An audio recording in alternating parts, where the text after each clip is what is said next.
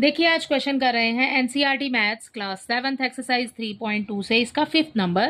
The fifth question is tell whether the statement is true और false. ठीक है, आपको बताना है कि स्टेटमेंट ट्रू है या फॉल्स है।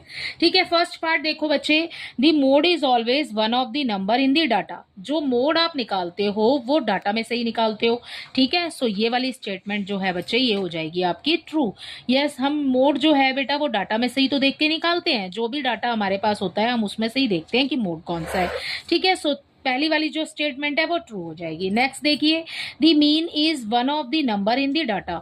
ठीक है, मीन कैसे फाइंड करते हैं बच्चे? मीन फाइंड करने के लिए हमने पीछे भी एक्सरसाइज में पूरे सारे क्वेश्चन मीन के ही निकाले हैं। ठीक है, मीन ही निकाला है उसमें। मीन कैसे फाइंड करते हैं? जो भी डाटा आपको दिया होता है सारे को प्लस करते हैं और उसके बाद में उसकी डिवाइड कर देते हैं। ठीक है, तो यहाँ पे आपको बोल रहे हैं कि मीन जो है ना वो डाटा में से ही होता है, नंबर नहीं। ठीक है, ये फॉल्स हो जाएगा। ओके, अगला देखिए, the third part is the median is always one of the number in a data. ठीक है, डाटा के अंदर का ही एक नंबर होता है मीडियन। यस, मीडियन भी वही नंबर होता है जैसे डाटा को हमने अरेंज किया इन दी असेंडिंग ऑर्डर और उसके बाद में हम फाइंड करते हैं अपना मीडियन। ठीक है, उसी में से काउंट करके लिखते हैं, हम अपना मीडियन निकालते हैं। ठीक है, सो ये वाली स्टेटमेंट हो जाएगी आपकी थर्ड वाली ट्रू।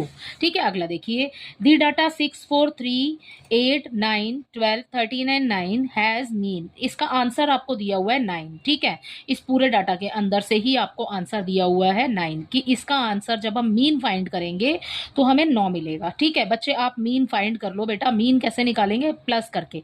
ठीक है, सारे नंबर्स को प्लस कर दो और उसके बाद उसकी डिवाइड कर दो 8 से, क्योंकि ये 8 ही नंबर दिए हुए हैं आपको। ठीक है, जब आप आंसर निकालोगे बेटा तो आंसर आएगा 8। ठीक है, तो 9 आंसर नहीं होगा आपका, 8 आएगा। ठीक है, सो ये वाली स्टेटमेंट जो है ये हो जाएगी आपकी फॉल्स स्टेटमेंट।